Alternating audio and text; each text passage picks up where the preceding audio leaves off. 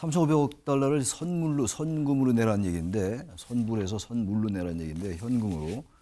이거 아까도 말씀하셨습니다만 우리나라 외환보유고의 80% 이상인데 이걸 어떻게 내냐고요. 그 달러로 달라는 얘기예요. 미국은 지금 달러로 진짜 돈 내라 이런 얘기예요. 쉽게 말씀드려서.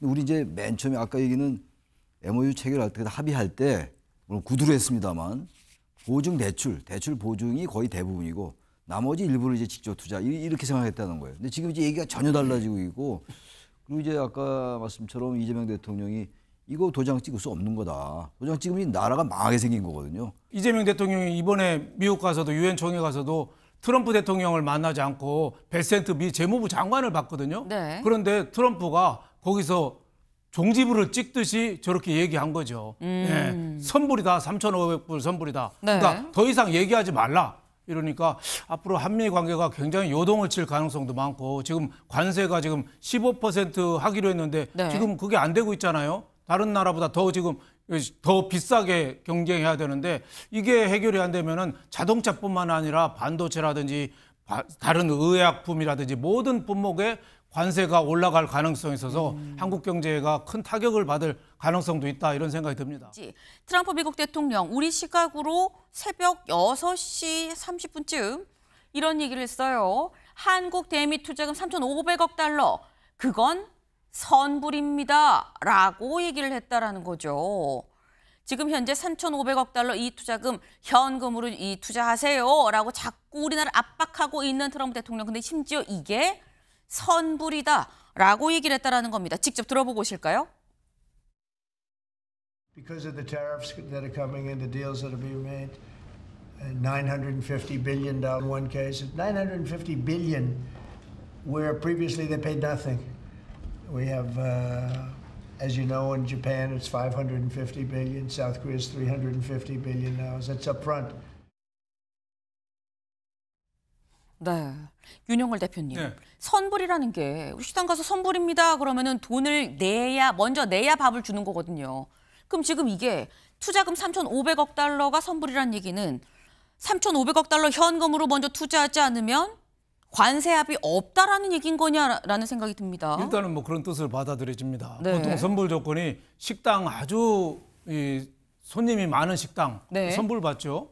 코로나19 때 골프장 장사 잘 되니까 선불로 미리 받고 네. 전날까지 송금하는 사람만 치게 할 정도였거든요. 그러니까 선불이라는 거는 어떻게 보면 배짱 장사하는 건데 지금 7월 달에 이재명 대통령이 미국 방미해가지고 네. 그때 정상회담을 하면서 엄지척 사진도 찍고 합의문 발표도 필요 없을 정도로 정상회담이 완벽했다. 그렇게 발표를 했고 네. 국내에서도 호의적인 반응이 왔거든요. 근데 정상회담 끝나고 한국에 돌아온 다음에 분위기가 좀 달라졌어요. 네. 네, 미국에서는 그 3,500억 불, 우리 돈으로 한 500조 가까운 돈이 그건 현금에 가까운 돈이다. 그리고 투자해서 남는 돈의 90%는 미국이 갖는다. 이런 얘기를 계속 하고 있고 우리나라에서는 지금 우리나라가 그 3,500억 불이면은 그 외환 보유고의 네. 84%니까 이재명 대통령도 얘기해서 당장 내가 탄핵이 되고 외환 위기도 온다.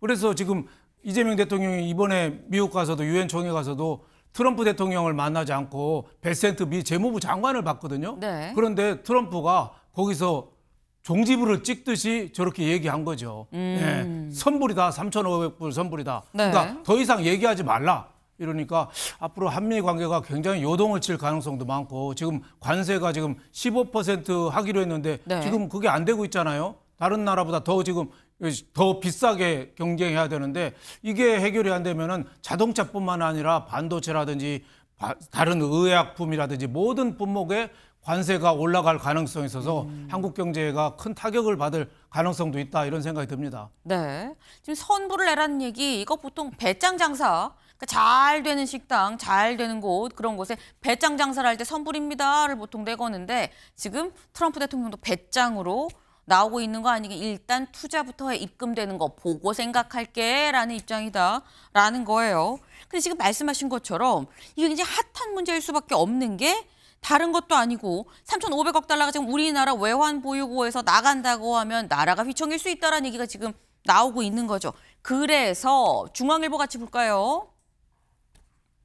이 대통령 베산트 미 재무 접견, 한일 경제 규모, 경제 규모와 외환 시장이 다 다르다라고 어제 이재명 대통령이 직접 이 스콧 베산트 미 재무장관을 만나서 얘기를 했습니다. 일본이랑 우리는 달라요. 그러니 무제한 통화 수합을 해주든 뭘 해줘야지 그냥 무작정 3,500억 달러 현금 투자는 어렵습니다.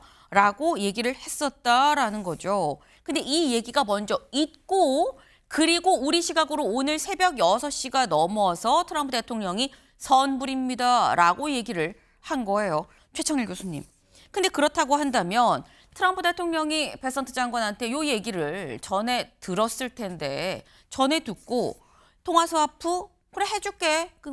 해줄 테니까 투자해라는 긍정 시그널로도 사실 볼 수가 있고요.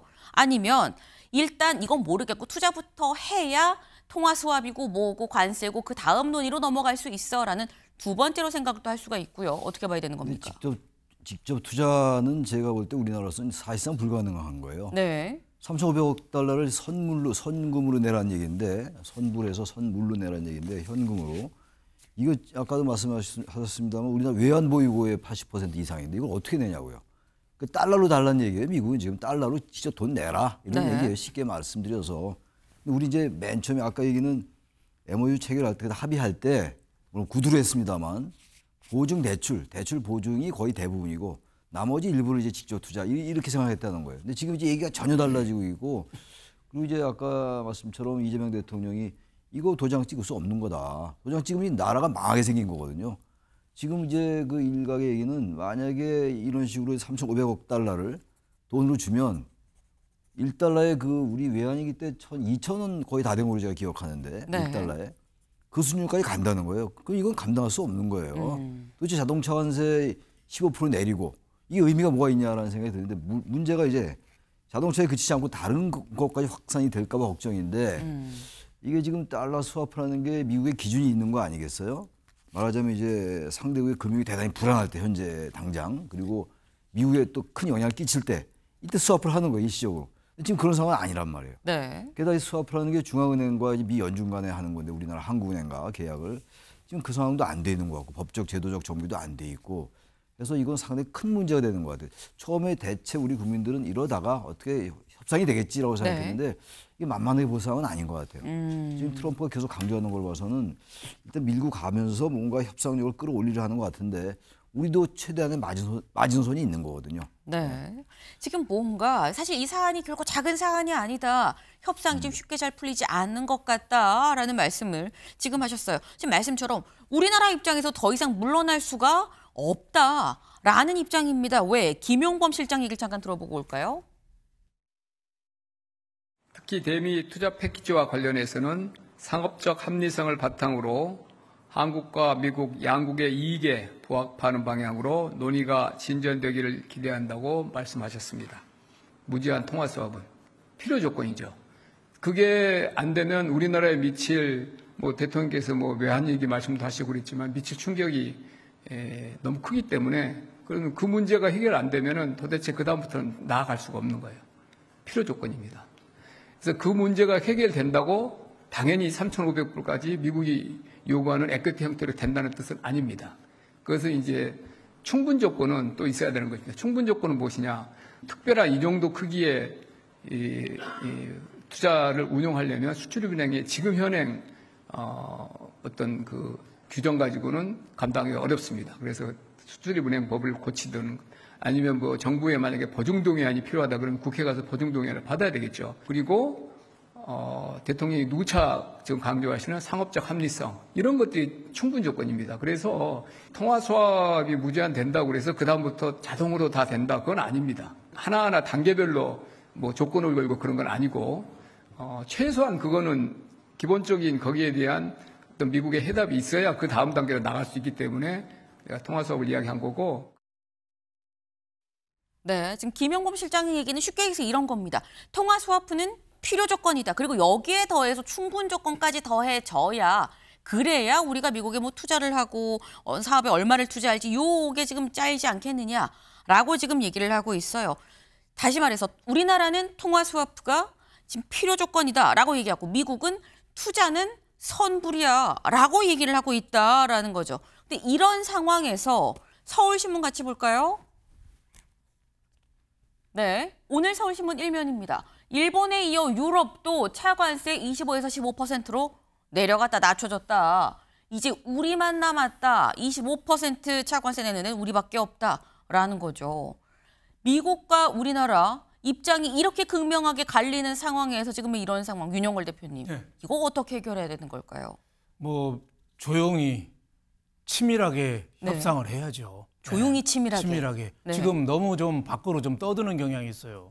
어제도 그 김민석 총리도 네. 비자 문제가 해결 안 되면은 미국하고 협상 없다 뭐 이런 식으로 했잖아요. 그러니까 지금 우리 정부에서 너무 좀 말을 좀 앞세우다 보니까 특히 비자 문제 하다 보니까 우리나라 일하는 국민들이 가서 쇠고랑 차고 그 어떻게 보면 가뒀잖아요. 네. 그러니까 지금 국민 감정이 지금 안 좋은데 지금 반미 감정이 자꾸 커질 가능성이 있거든요. 그래서 조용히 지금 하나하나 좀 해결해 나가야 되는데 제가 보기에는 7월 이재명 대통령이 미국 가서 협상 때 대충 했거나 거짓말했거나 둘 중에 하나예요. 근데 어디 쪽이 거짓말했는지는 제가 모르겠어요. 그때 트럼프는 한국이 우리가 원하는 걸 다 해줬다. 네. 또 소고기, 쌀 개방까지도 합의를 했다. 이렇게까지 얘기했거든요. 근데 우리는 아니라고 그랬어요.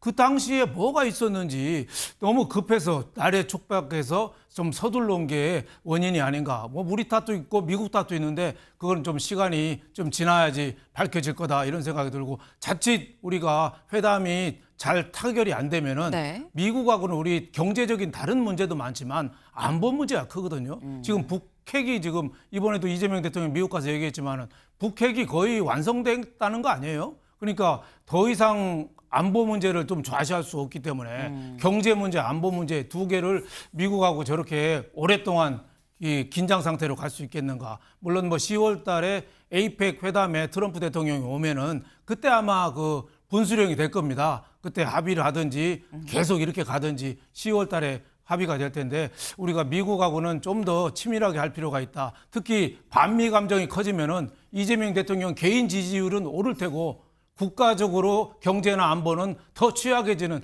그런 이상한 일도 좀 벌어질 가능성도 있다고 저는 보여집니다. 네. 지금 뭔가 조용하지만 또 치밀하게 협상을 할 필요가 있다. 대외적으로 다 물론 투명한 게 중요하긴 하지만 다 투명하게 할 것만은 아니고 뭔가 치밀하게 물밑으로 뭔가 확실하게 논의가 좀 돼야 되는 게 좀 필요하지 않겠냐라고 말씀하셔서 개인 의견으로 하신 말씀 중에 이번 뭐 협상이 뭐 대충 있는 거 아니겠느냐 이런 말씀도 하시긴 하셨는데 개인 의견이라는 점을 좀 살짝 말씀을 드립니다. 최창일 교수님 짧게 말씀해 보실까요? 반미 감정 얘기를 야당이 하는데 그 말은 물론 이제 우리 윤영걸 대표님 말씀처럼 네. 조심할 필요는 있습니다만 야당이 그런 말 하지 말아야 돼요. 김민석 총리는 할 얘기를 한 거예요. 그 정도 얘기도 못하는 건 아니죠. 우리 대한민국 총리가 국무총리가. 근데 야당이 이걸 자꾸 반미 프레임으로 하려는 거. 이게 안보나 외교나 이런 경제 이런 거 다른 건 몰라도 국내에서 아무리 정쟁을 하더라도 이럴 때만 좀 우리 편을 같이 들어줘야 돼요. 미국의 트럼프가 대한민국에 주둔한 미군이 28,000명인데도 4만 명으로 얘기한 사람이에요. 뭐로 그러는 거지? 알면서도 그러는지 모르겠으나 그리고 말을 많이 바꾸는 사람이고 네. 우리가 다 아는 거 아니겠어요? 제가 볼 때 우리나라에서 거짓말했다고 생각하진 않아요. 저는 감히 그러기 어렵죠.